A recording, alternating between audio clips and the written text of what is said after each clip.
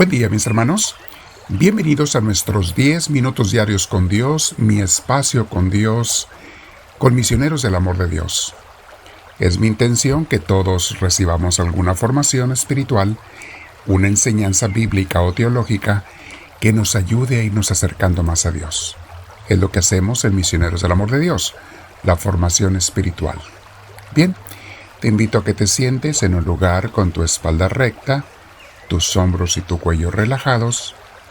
Vamos a respirar profundo y dejar que Dios nos ilumine, nos llene de Él.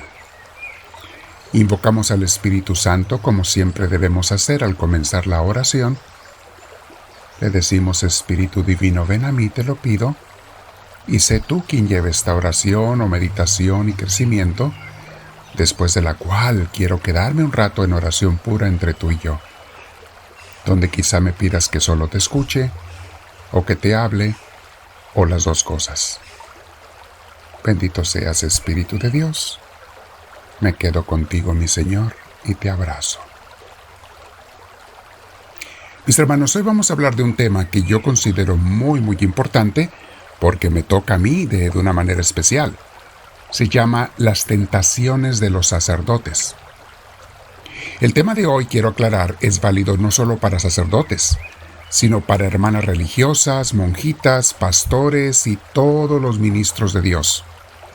Y es nuestra intención hoy el concientizarnos todos de que debemos orar mucho por los sacerdotes y todos los ministros religiosos en nuestras iglesias, porque nosotros más que nadie somos atacados por el enemigo para que no hagamos la hermosa obra que Jesús nos mandó de salvar y santificar almas, fincando el reino de Dios en nuestros corazones y en los de cada persona. He sido sacerdote, mis hermanos, por 33 años. Primero diocesano, ahora religioso misionero, y antes fui seminarista por 12 años, con vida pastoral los fines de semana y las vacaciones, junto con un par de años intermedios en mi carrera, trabajando en ministerios parroquiales y empleos del mundo. He vivido, mis hermanos, he tenido el gusto, el honor, porque he convivido, vivido y ministrado con cientos de sacerdotes, tanto en México como en Estados Unidos, y he visto cómo Dios trabaja en los sacerdotes para bendecir a su pueblo. Y también he visto cómo el diablo trabaja también incansablemente para desviarnos de nuestra misión, donde junto con Jesús debemos llevar la salvación y la santificación a su pueblo. Este llamado a ser apóstoles de y con Jesús es un honor inmerecible que Cristo nos ha dado.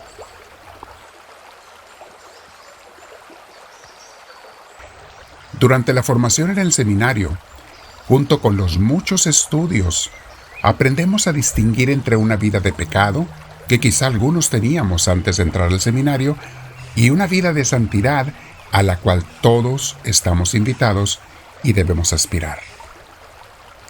Tenemos clases de espiritualidad donde se nos recuerda eso constantemente. Pronto el enemigo comienza su acción con los seminaristas, y algunos durante el seminario caemos en el orgullo, el adquirir una sensación de superioridad. Vamos a las parroquias a ministrar como parte de la formación y nos sentimos halagados por la atención y deferencia que muchos feligreses nos dan. También nos afecta nuestra percepción imaginaria de importancia y dignidad. Se nos mete eso en la cabeza. Al servir en el altar y en otros ministerios, nos sentimos muy dignos y muy importantes. Y para colmo, a algunos los familiares también nos halagan. Por todo esto, mis hermanos, caemos en la tentación de sentirnos grandes, importantes, y se nos empieza a inflar el ego. Aquí viene lo más triste, lo más difícil. La humildad, si es que teníamos alguna o comenzábamos a tenerla, sale disparada por la ventana. En los seminarios se da muchas veces una competencia de egos e importancia entre los compañeros, a ver quién es más grande, más importante, etc. Se da mucho a veces el chisme, la maledicencia, el hablar mal unos de otros a sus espaldas. a veces hasta grupitos unos contra otros, y mis hermanos, es triste, pero a veces algunos formadores del seminario también caen en ello. Como entendimos que no podíamos seguir llevando una vida de pecados visibles y al mismo tiempo ser sacerdotes, muchos dejamos de cometer pecados visibles y externos, pero no todos renunciamos al orgullo y al ego. Por eso, después de sacerdotes, la gran mayoría ya no caemos en pecados grandes o públicos, pero sin darnos cuenta, muchos somos presas del orgullo, la vanidad, la maledicencia, la división y a veces hasta la soberbia, lo cual nos impide ser santos e instrumentos verdaderamente útiles en las manos de Dios. Las envidias y los celos también afectan mucho a muchos sacerdotes. Ya de sacerdotes, mis hermanos, cuando el demonio ve que no nos puede hacer caer en pecados grandes, entonces opta por distraernos de la misión que Dios nos encargó. Sí, distraernos de un ministerio santo y entregado, y a algunos los hace ser muy aficionados a juegos, deportes, redes sociales, internet, películas, algún vicio, lecturas irrelevantes al ministerio, leer muchas novelas y demás, paseos, convivencias, gula o simplemente pereza. Cualquier cosa que nos impida hacer la obra de Dios con entrega, dedicación y santidad. Por eso muchos celebran la misa a la carrera sin mucha santificación para las almas ni para ellos mismos, y pronto se desaparecen al terminar la misa para no volverlos a ver sino hasta la próxima semana y otra vez a la carrera. Esto no es decir que sea malo que descansen los sacerdotes.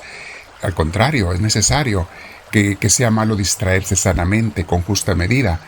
Lo malo es cuando exageramos y hasta abandonamos el ministerio dedicado por estas distracciones. Ante esta realidad, ¿qué debemos hacer, mis hermanos? Los seglares deben orar mucho y hasta ofrecer sacrificios por la santidad de los sacerdotes, misioneros y misioneras, diáconos, pastores en iglesias protestantes varias y todos los ministros de Dios. Debemos orar y ofrecer sacrificios. También no debemos juzgar, sino ayudar. No es juicio lo que Dios quiere que hagamos, mucho menos chisme y maledicencia, sino ayudar con nuestras oraciones, sacrificios y trabajo físico también en el ministerio. Los consagrados en cualquier ministerio debemos estar conscientes de estos peligros y no ceder en la oración diaria. Nunca dejes de hacerla, ya que es la que nos mantiene unidos a Dios y nos da la fuerza para no ser engañados o caer en las tentaciones. Hay una cita bíblica hermosa en San Lucas capítulo 22, versículos 31 y 32, donde Jesús le dice a Pedro, le dice así: Simón, Simón, recuerden que así se llamaba antes, Simón, Simón, mira que Satanás ha pedido permiso para zarandearlos a ustedes, los apóstoles, como si fueran trigo. Pero yo he orado por ti para que no falle tu fe. Y tú, cuando te hayas vuelto a mí, fortalece a tus hermanos. Palabra del Señor. Satanás pide permiso para tentar a los apóstoles, a los sacerdotes y ministros. Y no dice Jesús que se le haya negado el permiso. Dice, oraré por ti para que no falle tu fe. Si nos mantenemos unidos a Dios, mis hermanos, lo podemos todo con Él. Hoy quiero hacer conciencia de esto, mis hermanos. Oremos por los sacerdotes religiosos y los que estamos en ese ministerio, atentos a los ataques del enemigo, para que reine Cristo y no el demonio en este mundo. Vamos a quedarnos orando un rato. Abajo tienen los escritos si los quieres releer. Dile al Señor, háblame, Señor, que tu siervo te escucha.